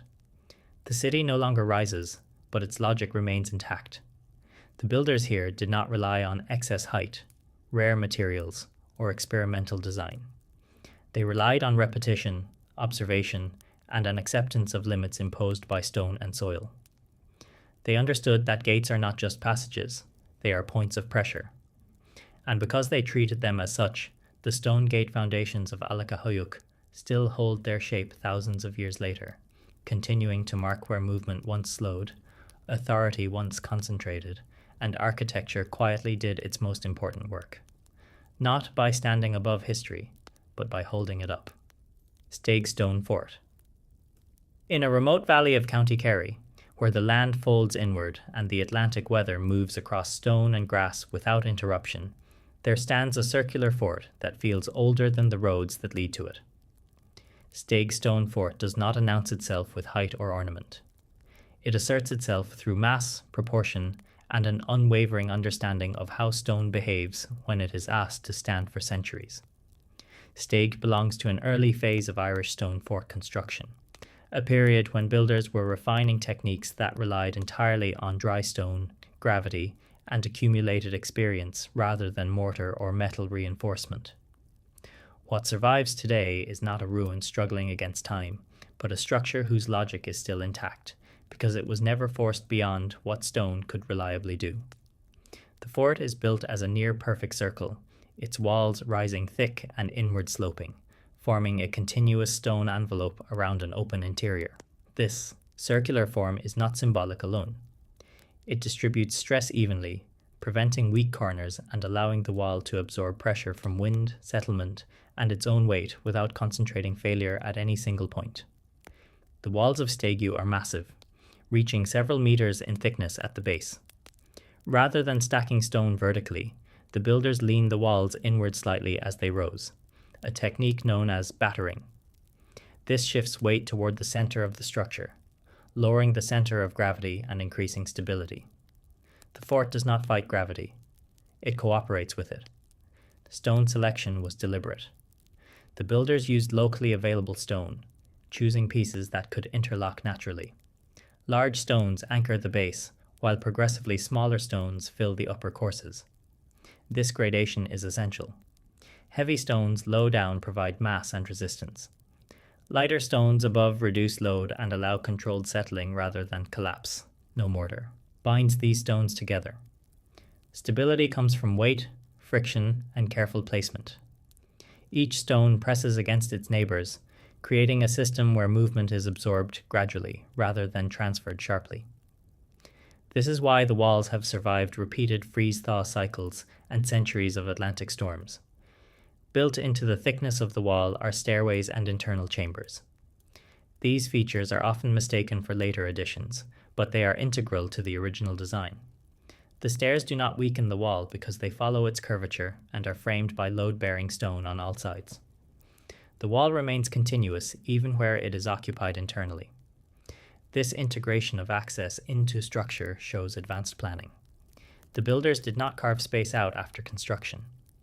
They designed it in from the beginning. From the top of the wall, visibility extends across the surrounding landscape, but the fort is not positioned for dramatic surveillance over long distances. Instead, it commands its immediate environment. Movement toward the fort would be visible, but not from far away. This suggests that Stegu was not built to repel large invading forces, but to control access locally and provide security within a defined territory. The entrance reinforces this interpretation. It is narrow, offset, and framed by heavy stone, forcing anyone entering to slow down and commit to a controlled path. There is no straight line from outside to inside. Architecture here regulates behavior without overt force. Inside the fort, the space is open and uncluttered. There are no permanent structures attached to the walls that would compromise stability. Any internal buildings would have been temporary or lightly constructed, allowing the stone enclosure to perform its primary function without interference. This separation between permanent and temporary construction is intentional. The fort itself was meant to endure. Life within it could change. Steg's location is also revealing. It is not placed at the highest point in the landscape, nor is it hidden. It occupies a position that balances access to pasture, water, and movement routes, while remaining defensible without isolation. The fort participates in the landscape rather than dominating it. From an engineering perspective, the most impressive aspect of Stegu is its restraint. The builders did not attempt to push the walls higher than necessary. They did not thin them to save labor. They accepted the cost of mass because mass ensured longevity. This decision reflects confidence born of experience. The early phase of Steg's construction shows no signs of hurried work. Stone placement is consistent. Courses are level. The inward slope remains uniform. These details indicate careful supervision and shared standards rather than improvisation. Standing within the fort today, the acoustics are muted. Sound does not echo sharply. Wind is broken by the wall's thickness. The interior feels protected without feeling confined. This sensory experience is not accidental. Thick stone absorbs energy, whether from sound, wind, or impact. The fort was built to calm forces rather than amplify them. Over time, social structures changed, and Steg was no longer maintained. The fort was not dismantled, it was simply left to weather. Grass grew between stones. Minor collapse occurred in isolated areas, but the main structure held. It held because it was never dependent on perfection. Dry stone construction accepts small movement. Stones shift slightly, settle, and lock again. This flexibility is why Stegu endured when more rigid structures elsewhere failed. In a series exploring prehistoric structures that challenge modern assumptions, Steg's stone fort matters because it demonstrates that early builders in Ireland had already mastered large-scale dry stone engineering without needing written plans or monumental ambition. They understood proportion. They understood weight. They understood that durability comes from respecting limits. Steg does not rely on mystery or exaggeration to command attention. Its intelligence is visible in the way the wall thickens where it must, leans where it should, and opens only where control is required. The fort remains because it was built for the long term, not the moment of completion. The builders accepted that their work would outlast them, and designed accordingly. As the Kerry landscape continues to shift slowly around it, Stegu remains grounded, its stone still performing the role it was given thousands of years ago. It stands not as a relic of primitive construction, but as evidence of a mature understanding of stone architecture achieved early, quietly, and with remarkable discipline. It does not rise above history. It holds its place within it. Tap O'Nath. Rising sharply from the rolling landscape of Aberdeenshire, Tap O'Nath is a hill that announces itself long before its details become clear. From a distance, it appears as a natural prominence, steep-sided and solitary, with little to suggest the complexity concealed at its summit. Only when the climb is made does the true nature of the site begin to emerge, revealing one of the most remarkable examples of prehistoric stone construction in northern Britain. Tap O'Nath is often described as a hill fort, but that word alone does not capture what was built here. At its core lies a dense concentration of stone structures, tightly packed and carefully arranged, forming a settlement that was not temporary, not symbolic, and not lightly constructed. This was a place meant to hold people, activity, and authority at a scale rarely associated with upland prehistoric sites. The stone core of Tap O Noth occupies the very top of the hill, enclosed by powerful ramparts that follow the natural outline of the summit. These ramparts are not thin boundary markers. They are substantial, composed of large quantities of stone deliberately piled and stabilized to form a continuous barrier. The effort required to gather and place this material at such elevation is difficult to overstate. Stone had to be quarried or collected from lower slopes and carried upward, repeatedly, over long periods. This was not casual labor. It required organization, persistence, and a shared purpose strong enough to justify sustained effort in an exposed environment. Within the enclosing ramparts lies the stone core itself, hundreds of stone-built hut foundations packed closely together. The density of these structures is striking. Space was used efficiently, with little wasted ground between buildings. This density suggests that Tap O Noth was not simply a refuge used in times of danger. It functioned as a permanently occupied settlement, capable of supporting a large population. The huts are circular or subcircular, built from stone walls that would have supported lighter superstructures of timber, turf, or thatch. Stone was used where durability mattered most, at ground level, creating stable bases that resisted wind, moisture, and erosion. Above these foundations, more easily replaceable materials could be used without compromising the integrity of the settlement. This combination reflects practical judgment rather than technological limitation. The ramparts themselves show evidence of intense heat exposure, a phenomenon often described as vitrification, where stone surfaces have fused together. The exact cause of this remains debated, but what matters architecturally is that the stone core beneath shows no sign of catastrophic failure. The settlement did not collapse inward. Its structural logic held. This resilience suggests that even dramatic events did not easily erase the work done here. The location of Tap O Noth explains much about its purpose. From the summit, visibility extends across vast stretches of northeastern Scotland. Movement through valleys and along ridges would have been visible long before arrival. This made the hill an ideal place not only for defense, but for oversight and coordination. Control here is achieved through position rather than height alone. The steep slopes of the hill provide natural defense, but the builders did not rely on nature entirely. The stone ramparts reinforce vulnerable points and create defined thresholds that slow and channel movement.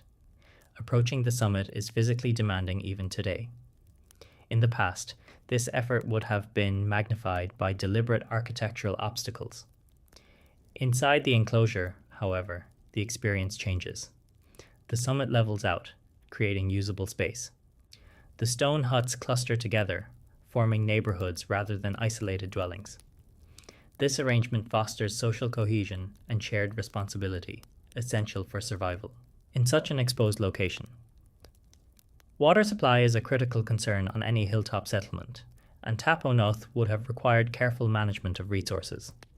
While direct evidence of water storage is limited, the scale of occupation suggests reliable access, either through stored water, nearby springs, or seasonal management strategies now lost to time. What remains clear is that the builders did not choose this location without understanding its challenges. From an engineering perspective, the most striking aspect of Tap O Noth's stone core is its commitment to permanence in a place where permanence is difficult. Wind, cold, and exposure place constant stress on structures. Light construction would have failed quickly. Stone was the only viable material for long-term occupation. The builders accepted the cost of moving and placing stone because it ensured survival. The density of the settlement also suggests planning beyond individual households. Hood placement follows, patterns rather than randomness, indicating shared rules about spacing, access, and movement. Paths between structures are narrow but functional, conserving space while maintaining circulation. This is architecture shaped by necessity but guided by order. Tap o' Noth challenges long-held assumptions about prehistoric life in upland Scotland. Rather than scattered, seasonal occupation, the stone core points to sustained, organised settlement at a scale that implies social hierarchy, coordination, and long-term planning. You do not build hundreds of stone structures on a hilltop without systems to support them. Eventually, the settlement was abandoned. The reasons are not entirely clear, but they likely involve shifts in social organisation, climate, or regional power structures. What is clear is that the abandonment was not due to immediate structural failure. The stone core remained intact long after people left. The hill did not reclaim the summit overnight. Today, the remains of Tap o' Noth feel austere and exposed. The stone walls sit low against the ground, softened by centuries of weather, but their arrangement is still legible. You can still trace the outlines of homes, the paths between them, and the boundaries that once defined the community. The logic of the site remains readable. In a series exploring prehistoric structures that challenge modern assumptions, Tap o' Noth is crucial because it demonstrates that large, organised stone settlements existed in places often assumed to be marginal or temporary. This was not a last refuge. It was a functioning community built with intention. The builders of Tap o' Noth understood stone, terrain, and effort. They knew where mass was needed and where it was not. They knew that survival in such a place required collective commitment rather than individual resilience. They built accordingly. Tap o' Noth does not rely on mystery to command respect. Its achievement lies in scale, density, and endurance, all achieved without monumental display or decorative excess. The stone core speaks quietly but clearly, telling the story of people who chose a difficult place and then reshaped it to serve human life. As the winds continue to sweep across the Aberdeenshire hills and the seasons turn again and again, Begazi megalithic mausolea. In the wide steppe of central Kazakhstan, where the land opens outward with almost no interruption and the horizon feels permanently distant, there are stone structures that seem deliberately out of scale with their surroundings. They do not rise dramatically, and they do not cluster into dense settlements, yet their presence feels deliberate and immovable. These are the Begazi megalithic mausolea, monuments built not to shelter the living, but to anchor memory in a landscape defined by movement. The Begazi mausolea belong to the late Bronze Age Begazi Dandibai cultural horizon, dating roughly to the 2nd millennium BCE. They appear at a time when much of the Eurasian steppe is often imagined as dominated by mobility rather than permanence. Yet these structures contradict that assumption directly. They represent a decision to invest enormous effort into stone architecture in a place where stone does not come easily and permanence is never guaranteed. Each mausoleum is composed of massive stone slabs arranged to form enclosed burial chambers, often surrounded by additional stone rings or platforms. The stones are large, heavy, and deliberately placed, forming structures that are neither simple graves nor monumental towers. They sit somewhere between architecture and landscape modification, asserting presence without attempting vertical dominance. What immediately distinguishes the Begazi mausolea from many other prehistoric burial monuments is their emphasis on enclosure and layering. These are not single-chamber tombs hastily assembled. They are multi-part constructions with outer stone frames, internal chambers, and carefully controlled entrances. This complexity suggests planning beyond individual burials. These were family or elite monuments, meant to endure across generations. The stone used in the mausolea was gathered locally but selectively. Central Kazakhstan offers stone, but not in convenient abundance. Large slabs, suitable for construction, are scattered and difficult to move. Choosing stones of sufficient size and integrity required familiarity with the terrain and long-term planning. Transporting these slabs across open steppe would have required coordinated labor, likely involving sledges, rollers, and seasonal timing to take advantage of frozen or firm ground. This was not casual construction. It demanded cooperation and authority. The structural logic of the mausolea reflects a clear understanding of load and stability. Vertical slabs are set deeply into the ground, anchoring the structure and preventing outward collapse. Horizontal stones span these supports, forming roofs that distribute weight evenly rather than concentrating it. This method avoids reliance on precise cutting or shaping. Stability is achieved through mass, overlap, and gravity rather than refinement. The builders worked with stone as it was, adjusting placement rather than forcing uniformity. The resulting structures are low but extremely solid. The mausolea are often surrounded by stone platforms or rings that extend beyond the central chamber. These outer elements serve multiple purposes. Structurally, they help stabilize the core by spreading weight outward. Visually, they define a boundary that separates the burial space from the surrounding steppe. This separation is important. In a landscape without walls or permanent markers, stone boundaries create lasting points of reference. The mausolea would have stood out clearly against grass and earth, visible from a distance without needing height. Their placement within the landscape is equally deliberate. The Begazi mausolea are often positioned on elevated ground or gentle rises, places that are visible but not exposed to extreme erosion. These locations balance visibility with durability. They were meant to be seen, but not destroyed by the elements. From an architectural perspective, the most striking aspect of the Begazi mausolea is their refusal to be temporary. Steppe cultures are often associated with impermanence, yet here we see an explicit commitment to stone construction that would outlast generations. This tells us something important about social organization. You do not build monuments like these unless you expect continuity of lineage, memory, and territorial association. The mausolea likely served as anchors within a mobile world, fixed points that connected people to place even as daily life involved movement. Stone here does not replace mobility, it complements it. The interior chambers of the mausolea are controlled and enclosed, offering protection from environmental extremes. Temperature remains relatively stable inside stone structures, and the enclosed space shields remains from scavengers and weather. These practical considerations reinforce the idea that the builders were thinking long-term, not symbolically alone. The architectural restraint of the Begazi mausolea is also notable. There is no excessive decoration, no carving meant to communicate stories or identities visually. Meaning was carried by form, scale, and endurance rather than imagery. This allows the structures to remain relevant, even as cultural interpretations shift.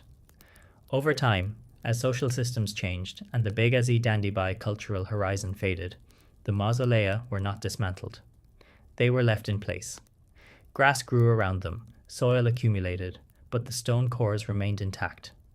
They remain today because they were built to absorb time rather than resist it. Standing near one of these mausolea, the experience is quiet and expansive. The stone does not dominate the land. It punctuates it. In the vast openness of the steppe, this punctuation carries weight. It tells you that someone once chose this place, gathered stone here, and decided that memory mattered enough to be fixed.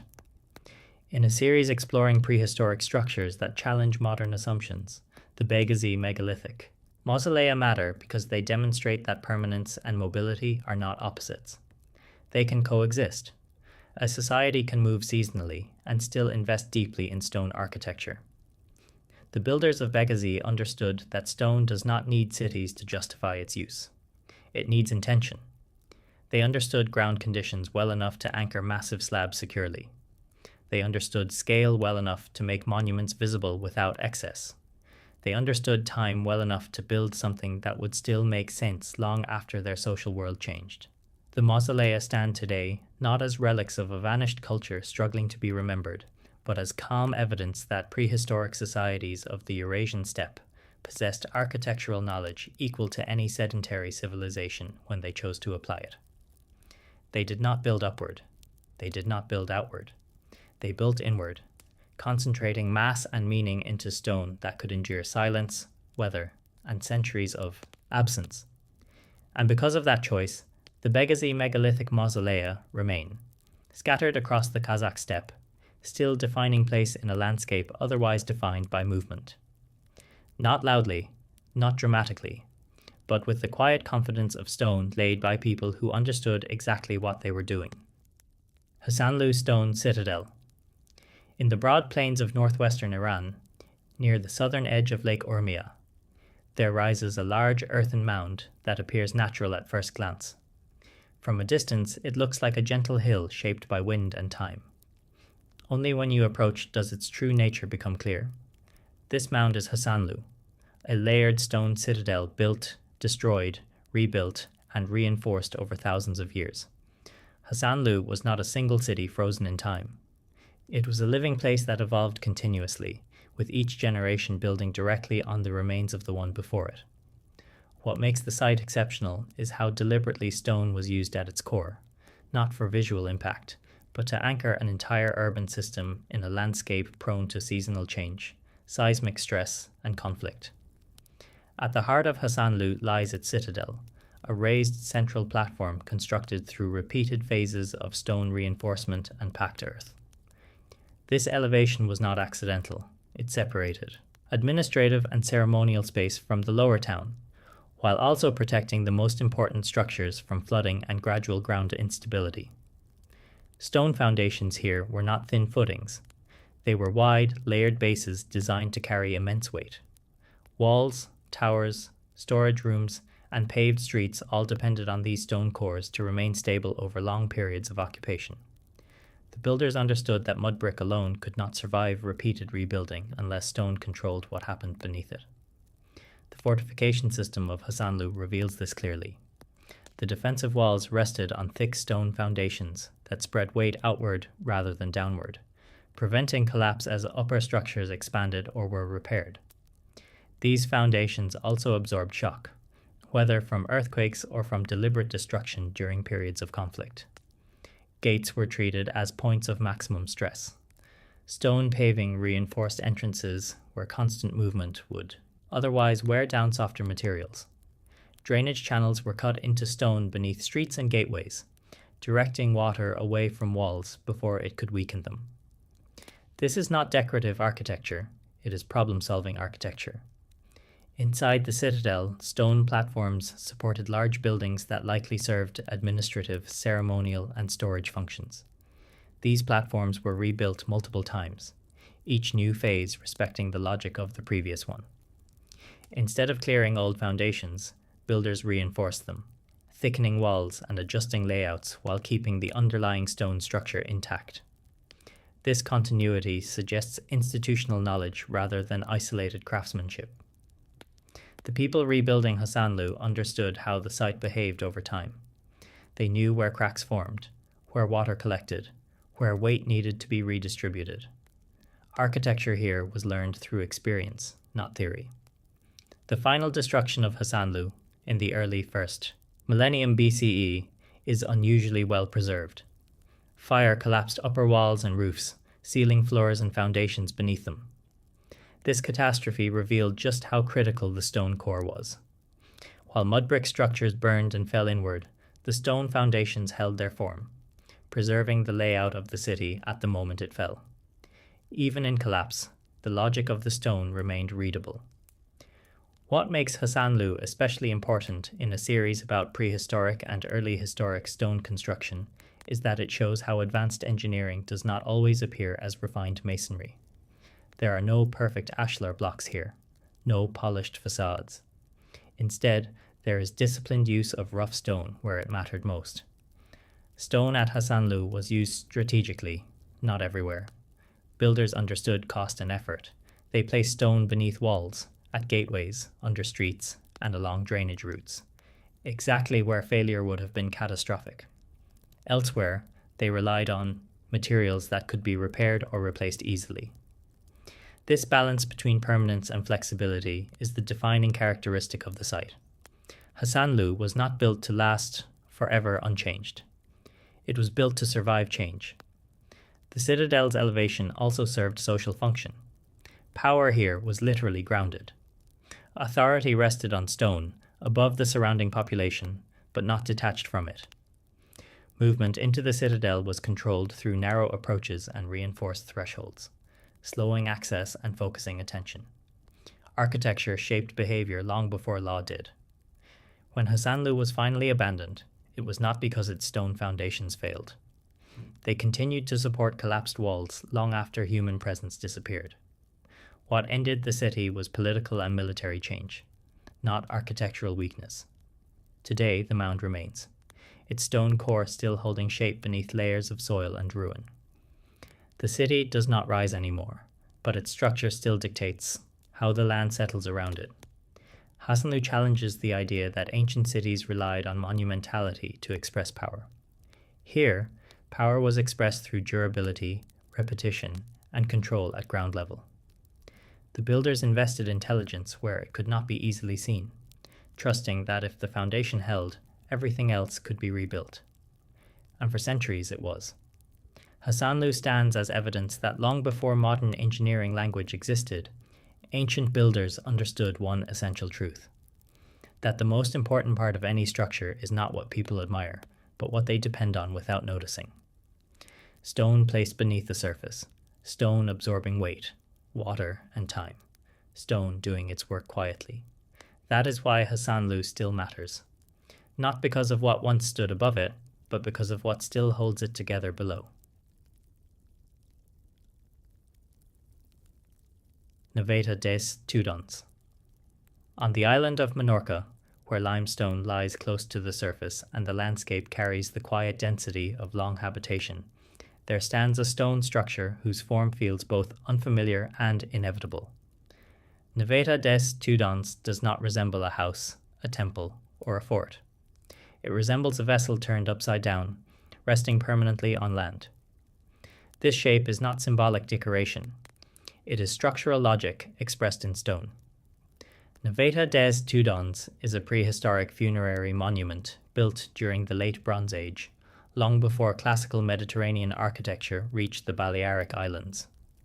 It belongs to a tradition found only on Minorca, making it one of the clearest examples of local architectural innovation in prehistoric Europe. Nothing like it exists elsewhere, and yet its design is so coherent that it feels as though it could only have taken this form. The structure is built entirely of dry stone, without mortar, using large limestone blocks fitted, together with remarkable precision. The walls curve inward as they rise, creating a double apsed form that narrows toward the top. This inward curvature is not aesthetic. It shifts weight downward and inward, lowering the center of gravity and allowing the structure to remain stable without external support. Stone here is not stacked. It is locked. The Neveta's exterior walls are thick and continuous, with no sharp corners. This rounded geometry distributes stress evenly, preventing fractures that would occur in rectilinear construction. In an environment where the stone is abundant but seismic activity and gradual ground movement are realities, this choice matters. The entrance is low and narrow, forcing anyone entering to bend and slow down. This was not built for frequent movement, it was built for controlled access.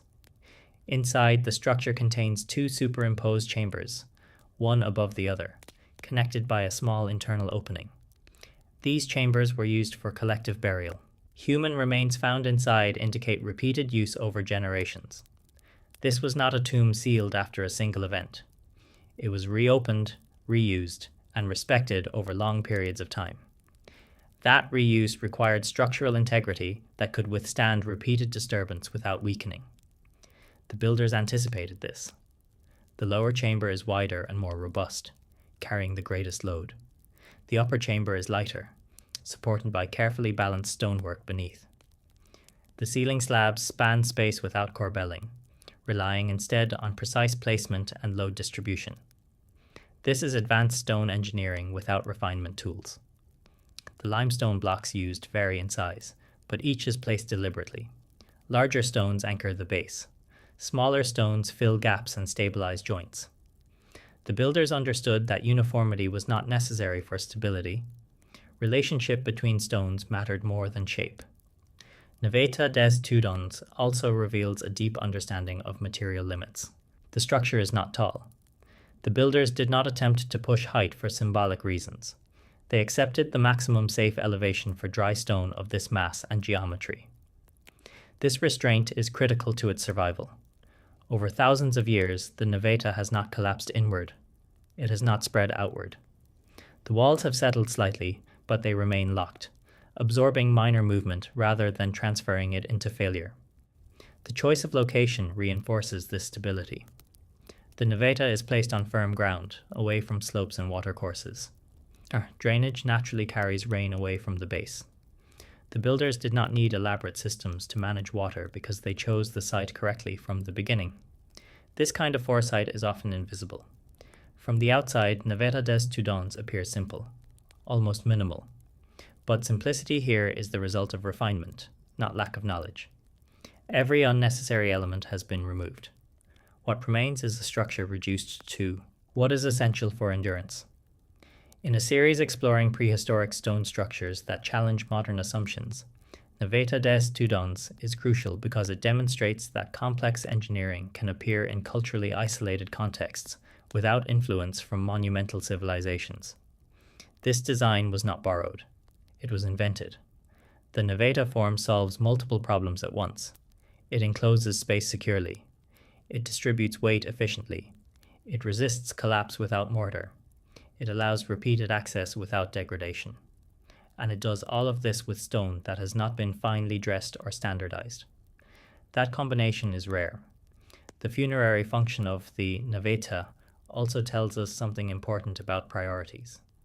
The builders chose to apply their highest architectural skill not to palaces or fortifications, but to the treatment of the dead. This suggests a society where continuity, ancestry, and collective memory carried weight equal to survival. Stone was trusted with that responsibility. When the naveta was finally abandoned, it was not dismantled. It was left intact. Later, cultures did not reuse its stones extensively, perhaps recognizing its significance, or perhaps because removing them would have been more effort than benefit. Either way, the structure endured. Standing beside Naveta des Tudons today, the experience is calm and contained. The stone does not dominate the landscape. It sits within it. The proportions feel resolved, as if nothing more could be added or removed without weakening the whole. That sense of completion is rare. Naveta des Tudons does not rely on mystery to be compelling. Its achievement lies in clarity. It shows that prehistoric builders were capable of designing highly specialized stone structures tailored exactly to their purpose and environment. They understood gravity well enough to shape it. They understood stone well enough to trust it. They understood time well enough to build something meant to be returned to again and again. The Naveta remains today not as a ruin fighting against decay, but as a finished idea that has already done everything it was meant to do. It held the dead securely. It held its shape. It held meaning. And because it was built with restraint, understanding, and patience, Naveta des Tudons continues to stand quietly on Minorca, still demonstrating that prehistoric engineering did not need height, ornament, or excess to endure. It needed judgment. And here, judgment was set in stone.